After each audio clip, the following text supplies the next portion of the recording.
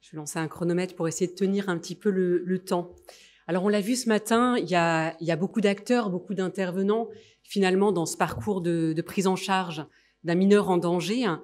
Et la question qui peut se poser, finalement, pour les uns et pour les autres, c'est comment identifier et trouver sa juste place dans le parcours de prise en charge.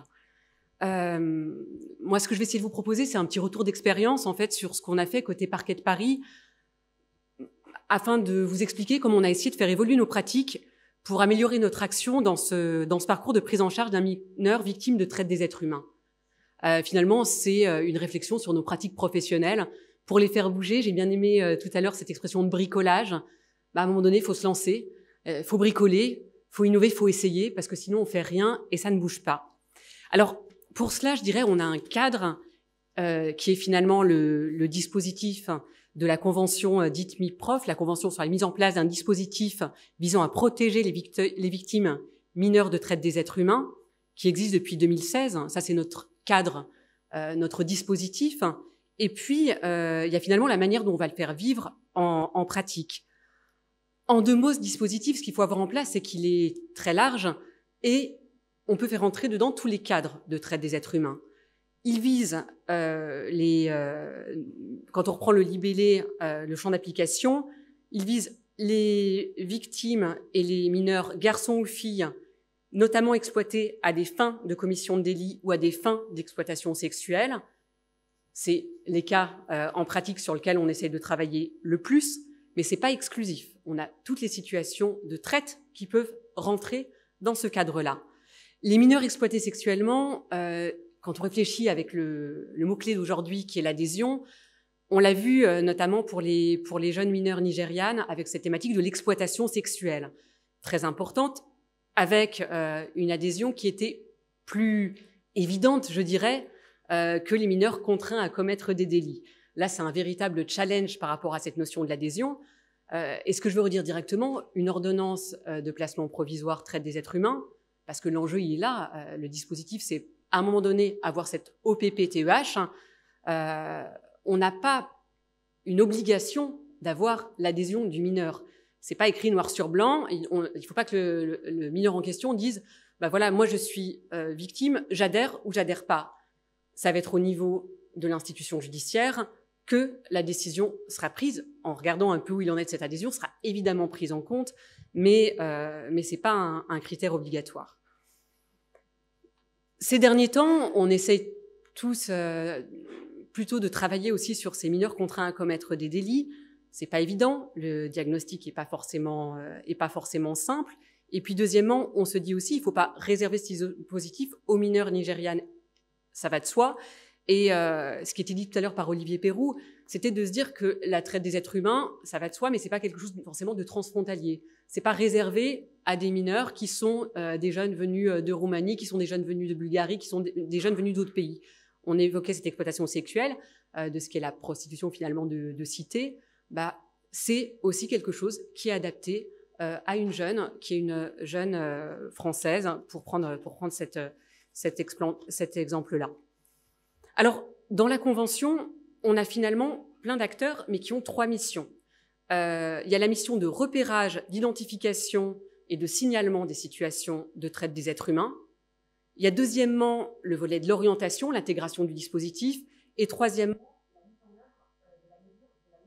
je crois que c'est très important pour chaque acteur de se poser d'abord cette question. C'est, moi, je suis le plus à ma place dans quel type de mission ? Alors, pour le parquet, moi, je suis le plus à ma place dans l'espace numéro 2, qui est finalement l'orientation, intégration du dispositif ou non. Ça va être la place finalement du parquet. Le siège peut être aussi, le juge des enfants peut être aussi amené à avoir ses réflexions. La phase de repérage, d'identification des situations de traite, elle est occupée plutôt par d'autres partenaires. On évoquait le rôle, évidemment, des associations. Ça peut être aussi une place des policiers qui peuvent également faire remonter ce repérage et cette identification. Et puis, dans la mise en œuvre, on a d'autres acteurs qui vont intervenir également.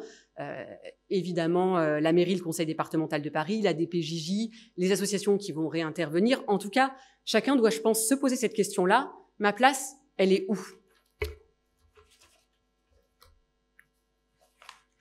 pour permettre justement de mettre en place ce dispositif. C'était évoqué, je ne vais pas revenir dessus, mais la logique, elle est effectivement de pouvoir, dans un premier temps, et on le voit sur toute cette situation, c'est l'éloignement qui est la réflexion la plus importante, parce qu'on se dit, il faut pouvoir extraire d'un lieu, d'un contexte donc, dans lequel il y aura une captation par le clan ou par les majeurs qui sont derrière et par les proches.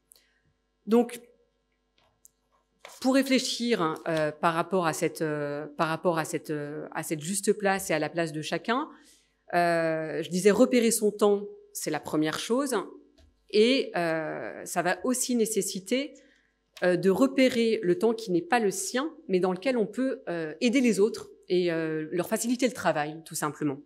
Alors, pour le temps du parquet, moi, il y a un temps qui, naturellement, n'était pas le mien. Je disais, finalement, c'est la prise de décision, mais l'identification et le repérage, est-ce que j'ai un rôle à jouer dans cette première étape que j'évoquais ? Oui, moi, j'ai un rôle à jouer parce que, finalement, au parquet, il y a la permanence, il y a les temps de placement en garde à vue. Et c'est très souvent des jeunes qu'on va voir en garde à vue, qu'on va voir de manière régulière lors de nos permanences, donc avec un flux assez important de jeunes présents, mais on va pouvoir les voir dans ce temps-là, avec des situations qui sont très hétérogènes. Ça peut être des situations où on va voir un jeune qui va se dire victime de traite des êtres humains, mais avec un discours qui va être un discours de posture. Finalement, on n'a pas beaucoup d'éléments particuliers. Il y a cette volonté d'essayer d'éviter un passage par une détention provisoire, par une incarcération. Donc ça, des fois, on a cette information-là. Oui, je suis victime de TEH. Et on se dit, mince, qu'est-ce qu'on en fait ? Chaque fois qu'un jeune dit je suis victime de TEH sans plus d'éléments, on prend une ordonnance de placement provisoire TEH. Donc ça, c'est une question qui peut se poser. Ça va être aussi un mineur sur lequel on va constater des traces de coups, des traces de violence. Est-ce qu'il relève pour autant de la traite des êtres humains ou est-ce que c'est dans son parcours de vie dans la rue qu'il a pu côtoyer d'autres jeunes, qu'il a pu être blessé ? Donc c'est également des interrogations qui peuvent se poser. Pourquoi la question se pose ? Parce qu'en fait, c'est un dispositif qui est lourd à mettre en œuvre. Ça va nécessiter, dans le temps où on identifie des situations, finalement de se dire on sort d'une gestion de flux, mais on va devoir s'arrêter et faire un vrai travail sur mesure pour chaque situation. Donc le choix qu'on a fait au parquet de Paris, c'est finalement de se servir des informations qui sont données notamment par les associations, notamment par Hors la Rue, mais par d'autres structures aussi, pour pouvoir nous dire il y a déjà des mineurs qu'on a pu identifier, qu'on connaît, et on sent que là, ils sont prêts à quelque chose d'autre aussi, et on peut leur faire intégrer un dispositif. Donc, ce travail-là permet justement de pouvoir aussi mettre nos forces et notre énergie collective sur des situations où on se dit, là, il y a un temps où il y a quelque chose à tester, il y a quelque chose à faire, parce que si on prend chaque situation et qu'on met cette même énergie, il y a un risque d'essoufflement des différents acteurs également.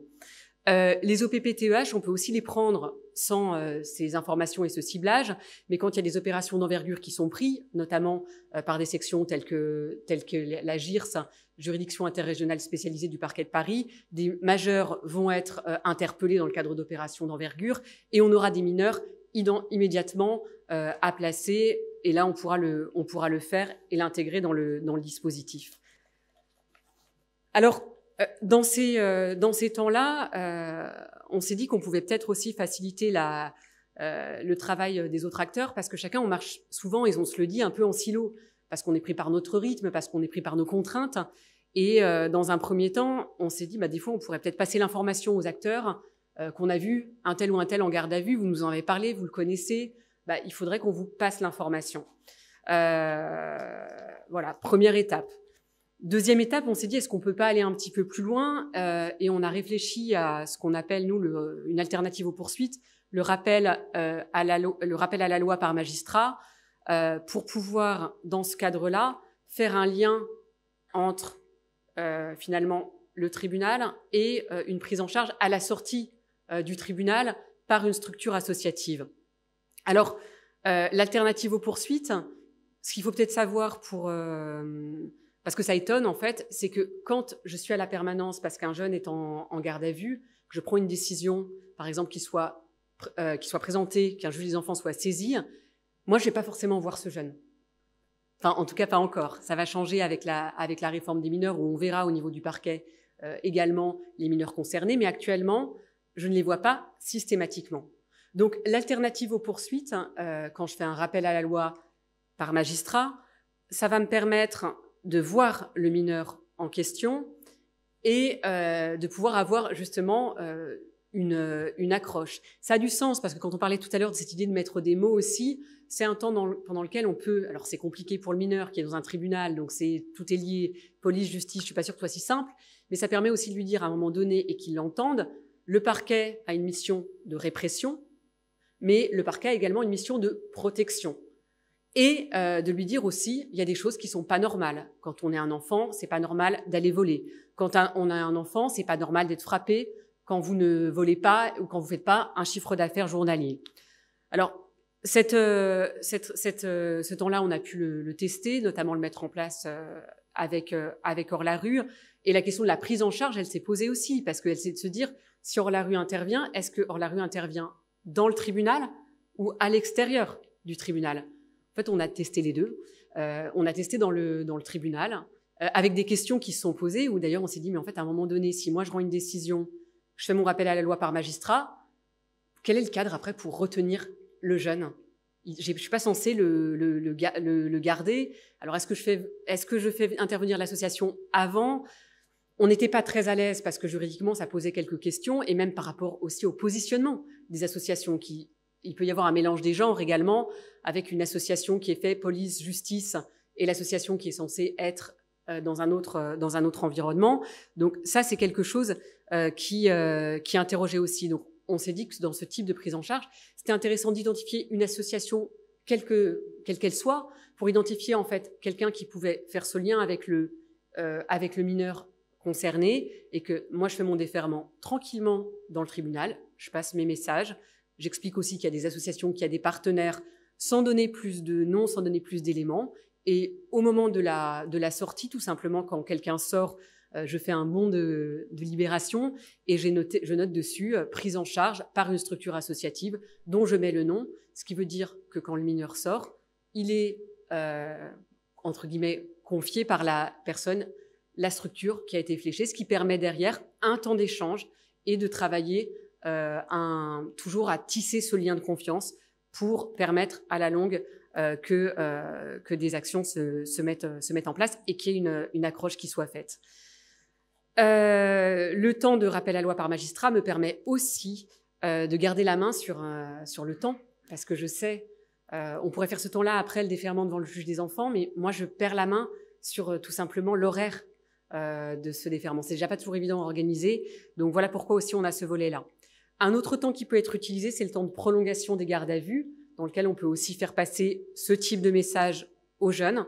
Ça prend du temps. Parce qu'un temps de prolongation de garde à vue, c'est souvent assez court, c'est quelques minutes, sur des situations pour essayer de faire parler un jeune, lui faire dire justement ce qu'il peut subir et lui faire passer ces messages justement de temps de violence.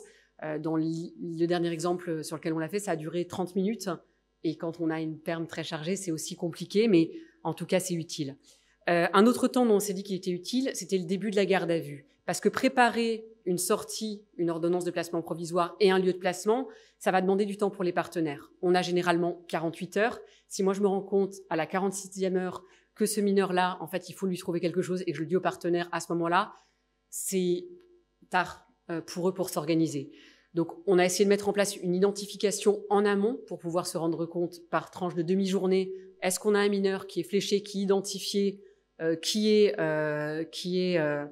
en tout cas présent, pour pouvoir alerter, et ça c'est très important, c'est que les partenaires aient l'information le plus vite possible.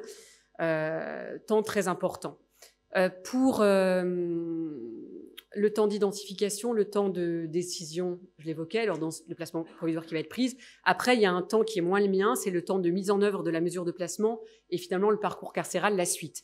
Là, moi, ce que j'ai appris par expérience, je pense, et par erreur aussi, dans des prises en charge et dans des réflexions, je pense que c'est un temps qui n'est pas forcément celui du parquet et qu'il vaut mieux ce temps-là se dire c'est un temps où il faut se mettre en retrait. Finalement, il y a une ordonnance de placement provisoire qui est prise, il y a l'aide sociale à l'enfance qui est désignée, qui va travailler avec les associations derrière, mais de l'expérience qui est la nôtre au parquet de Paris, je dirais en fait ce temps-là, il faut se mettre en retrait parce que sinon on va parasiter par notre action le travail des autres, avec des informations qui peuvent se croiser, qui peuvent être parfois contradictoires. Et il faut laisser le temps à chacun. Donc, identifier le sien pour mieux accompagner quand on peut, et puis savoir laisser sa place quand c'est plus la nôtre, être juste saisi s'il y a une difficulté derrière.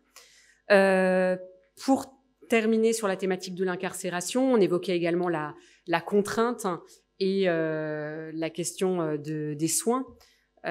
Difficulté parce qu'aujourd'hui, finalement, le SAS qui semble parfois utile, c'est le SAS de sevrage qu'est le temps d'incarcération. Ça permet une accroche éducative dans un lieu contraint, ça permet de réfléchir à des perspectives dans ce temps-là. Et aujourd'hui, dans ce qu'on voit en pratique, c'est souvent ce temps-là qui peut être un temps utile pour qu'il n'y ait pas de côté qui soit fait. Et c'est un constat qu'on fait aussi.